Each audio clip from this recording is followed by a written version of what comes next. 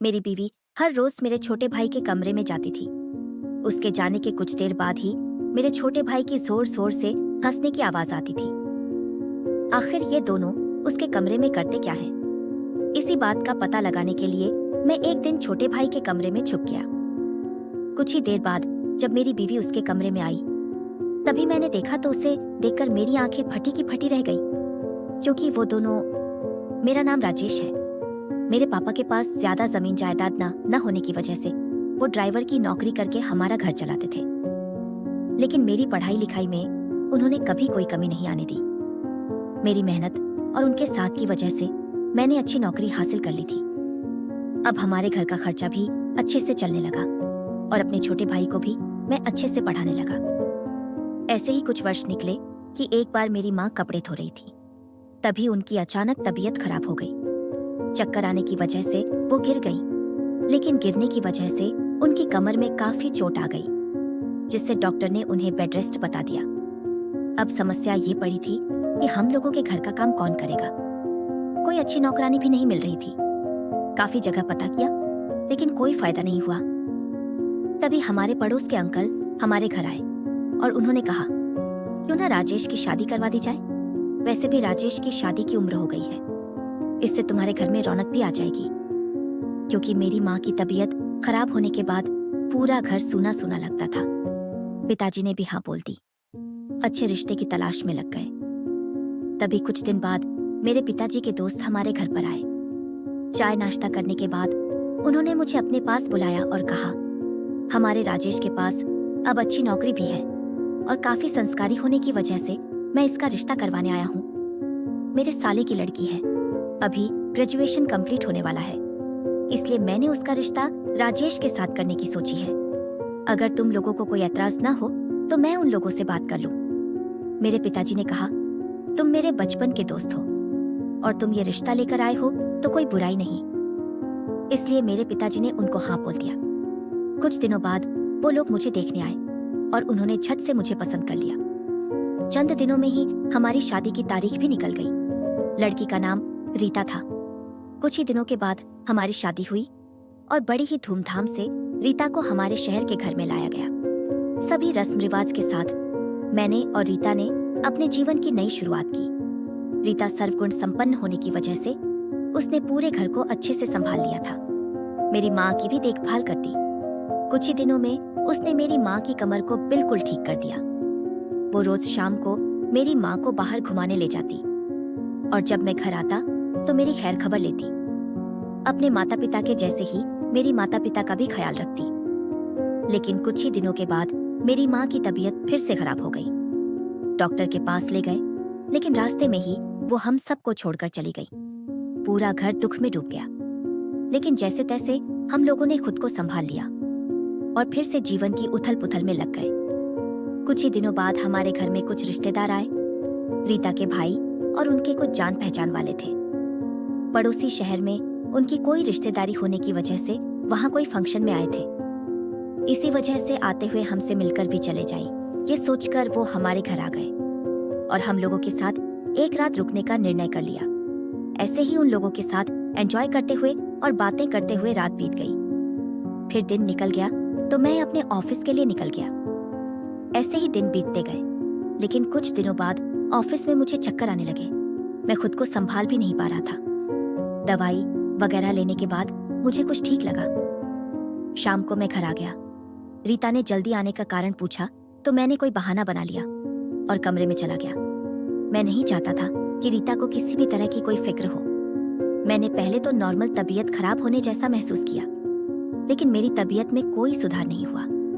Doctor के पास checkup करवाया गया। चेकअप करवाने के बाद डॉक्टर की रिपोर्ट आई तो उसमें यह लिखा था कि मेरे दिल में एक छेद है। उस समय रीता भी मेरे साथ ही थी, क्योंकि जब मैं चेकअप करवाने जा रहा था तो वो जिद करके मेरे साथ आ गई थी। डॉक्टर ने दवाई शुरू कर दी और रोजाना लेने को कहा। मैं रोजाना दवाई के साथ कुछ कुछ दिनों से डॉक्टर से चेकअप करवाने लगा। एक दिन रीता के मायके से फोन आया कि रीता के भतीजे का जन्म हुआ है। छोटा सा लेडीज फंक्शन रखा गया है। वो लोग रीता को कुछ दिनों के लिए लेने आ रहे हैं। मैंने तो हाँ बोल दिया, लेकिन रीता ने जाने से मना कर दिया। उसने कहा कि वो मुझे अकेले छोड़कर नहीं जाएगी। मैंने रीता को बहुत समझाने की कोशिश की, लेकिन रीता वहां पर नहीं गई। खैर, जैसे तैसे रीता ने वहां उन लोगों को भी समझा दिया। कुछ दिनों बाद मुझे बहुत अजीब सा लगने लगा। वो रोज मेरे छोटे भाई रवि के कमरे में जाती थी। जब मैं ऑफिस चला जाता या सो जाता, तब वो मेरे पीछे से उसके कमरे में जाती। जैसे ही रीता के गए हुए कुछ देर होती, तो रवि की जोर जोर से चिल्लाने की आवाज आनी शुरू हो जाती। मुझे कुछ भी समझ नहीं आ रहा था कि आखिर ये सब क्या हो रहा है। मैं जब भी रीता से इस बारे में पूछने की कोशिश करता, तो वो कोई ना कोई बहाना बनाकर बात को टाल देती, लेकिन मैं भी कहाँ मानने वाला था। मुझे तो सब पता लगाना था कि आखिर रीता कर क्या रही है। कभी कभी तो मैं गुस्से में रीता को फटकार भी लगा देता, लेकिन उससे कोई फर्क नहीं पड़ता था। अब तो ये रोज का काम हो गया था। मुझे खाना खिलाकर रोज रात को रीता रवि के कमरे में चली जाती, और दिन के समय जैसे ही मैं ऑफिस के लिए निकल जाता, तो वो रवि के कमरे में चली जाती। कभी कभी मैं ऑफिस जाने के बहाने बाहर चला जाता, लेकिन कुछ ही क्षण बाद वापस लौट आता, ये देखने के लिए कि कौन कहाँ पर है। लेकिन वापस आकर देखता तो रीता रवि के कमरे में जाती हुई होती या फिर से आ रही होती। मुझे तो अब रीता और रवि पर शक हो गया था कि आखिर इन दोनों के बीच क्या हो रहा है। आखिर रीता मेरी बीवी थी, उसे पूरा हक था मुझे सब कुछ बताने का, और मुझे पूरा हक था कि रीता जो कुछ भी कर रही है उसकी मुझे खबर हो। लेकिन मुझे रीता इस लायक नहीं समझती थी। ऐसे ही कुछ दिन निकले। मेरा शक चरम सीमा पर पहुंच गया था। रीता का स्वभाव भी बदलने लगा था। जब भी मैं रीता से इस बारे में पूछता, तो पहले तो वो बात बदलती, लेकिन अब सीधी गुस्सा हो जाती। जब भी मैं इस बारे में बात करता, रीता मुझ पर गुस्सा करने लगती और कहती, तुम्हें इस सब के सिवा कुछ आता भी है या नहीं। उसकी इस तरह की बातों पर मुझे विश्वास नहीं हो रहा था, क्योंकि रीता कभी भी ऐसी बातें नहीं करती थी। इतनी समझदार लड़की अब गुस्से वाली हो गई थी। मैंने रीता के पिताजी से बात की थी रीता के स्वभाव के बारे में, तो उन्होंने रीता से बात करने को बोल दिया और कहा कि हम उसे समझाएंगे। लेकिन मैंने उन्हें पूरी बात नहीं बताई। आखिर क्यों? क्योंकि ये हमारे घर का मामला था। मैं उन्हें कैसे बोल सकता था कि रीता। जैसे तैसे दिन निकलते गए। फिर एक दिन मैंने अपने साथ रवि को लिया और हमारे घर से कुछ ही दूरी पर बने गार्डन में ले गया। रवि बार बार मुझसे पूछ रहा था, क्या हुआ भैया, आप मुझे कहाँ ले जा रहे हो? तभी मैंने गुस्से भरी निगाहों से रवि की तरफ देखते हुए कहा, आखिर चल क्या रहा है तुम्हारा रीता के साथ? रवि ने कहा, ये क्या बोल रहे हो आप? वो मेरी भाभी है। भाभी माँ समान होती है। मुझे उसकी इन मीठी मीठी बातों पर जरा भी विश्वास नहीं हो रहा था, क्योंकि मुझे पता था कुछ तो है इन दोनों के बीच। मैंने रवि की तरफ घूरते हुए कहा, देखो रवि, चुपचाप बता दो कि रीता तुम्हारे कमरे में क्या करने आती है। रवि ने कहा, नहीं भैया, भाभी तो मेरे कमरे में आई ही नहीं है। उसने साफ झूठ बोल दिया था। अब तो मेरा गुस्सा आसमान पर पहुंच चुका था और मैंने खींचकर एक जोरदार थप्पड़ रवि की गाल पर जड़ दिया। अपने भाई पर हाथ उठाना मुझे बिल्कुल शोभा नहीं दे रहा था, लेकिन आखिर करता भी क्या। रवि झूठ पर झूठ बोल रहा था, जो मेरे बर्दाश्त के बाहर था। तभी चिल्लाने की वजह से मुझे खांसी होने लगी। रवि दौड़कर गया और पानी ले आया, मुझे पिलाया। मुझे उसकी ये फिक्र करना बिल्कुल झूठा लग रहा था, मानो मुझे रवि से घिन हो रही हो। मैं उसे वहीं पर छोड़कर घर आ गया। आज मैंने सुबह सुबह सोचा कि सब कुछ पिताजी को बता दूं, लेकिन मेरे दिल ने मुझे वहीं रोक दिया कि उन्हें दुखी करना ठीक नहीं। अब मैं ज्यादा समय घर से बाहर बिताने लगा, क्योंकि जब भी घर में मैं उन दोनों को देखता तो मेरा खून खौल उठाता। मैंने अपने दोस्त विजय को इस बारे में बताया। विजय हमेशा से मेरी हर दिक्कत में मदद करता आया था। विजय ने कहा, बात तो गंभीर है, लेकिन रवि तो इतना सीधा साधा है, धार्मिक भक्त भी है, फिर वो ऐसा कैसे कर सकता है? मैंने विजय से कहा, जरूर उन दोनों के बीच में कुछ संबंध है, जिसकी वजह से रीता मुझे रुकी रुकी सी रहती है और रवि के पास ज्यादा रहती है। विजय ने कहा, क्यों ना तुम उन दोनों पर नजर रखो। एक दिन मैंने सोचा कि क्यों ना उनके कमरे में छुपकर देखूं कि आखिर इन दोनों के बीच हो क्या रहा है। इसी प्लान को बनाते हुए मैं रवि के कमरे में गया और वहीं बने एक कोने में छुप गया। कुछ देर बाद रीता कमरे में आई और उसके हाथ में एक तेल की कटोरी और कुछ मेडिसिन थी। मैं देखकर दंग रह गया कि इन दवाइयों और तेल का आखिर रीता क्या करेगी। कुछ देर बाद देखा तो रवि अपने कपड़े उतार रहा था। उसने अपनी शर्ट उतारी और मैंने देखा कि उसके पूरे शरीर पर दाग धब्बे हैं। रीता ने तेल में कुछ हल्दी और कुछ पाउडर मिलाया, दवाइयों के साथ उसका लेप बनाया और रवि के दागों पर लगाने लगी। साथ ही उसके पैरों की मालिश भी करने लगी। मुझे कुछ समझ नहीं आ रहा था कि आखिर ये सब क्या हो रहा है।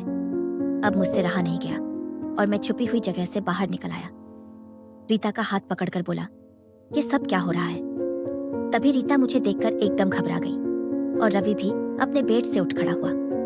लेकिन उसने रीता का हाथ मुझे छुड़वाया और बोला, भैया, इसमें रीता भाभी का कोई दोष नहीं है। ये तो बेचारी मेरी भलाई का काम ही कर रही थी। मुझे कुछ समझ में नहीं आया कि रवि क्या कह रहा है। रवि ने कहा, कुछ दिन पहले मुझे खून की उल्टियां होने लगी थी। तभी भाभी मुझे डॉक्टर के पास ले गई, क्योंकि उस वक्त आप ऑफिस में गए हुए थे। डॉक्टर ने कुछ चेकअप किया और रिपोर्ट निकली तो उसमें मुझे ब्लड कैंसर आया।